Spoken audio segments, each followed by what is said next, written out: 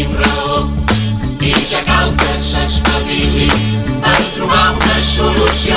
No ens n'anirem d'aquí, no ens n'anirem fins que ens treguin per la força, fins que ens treguin.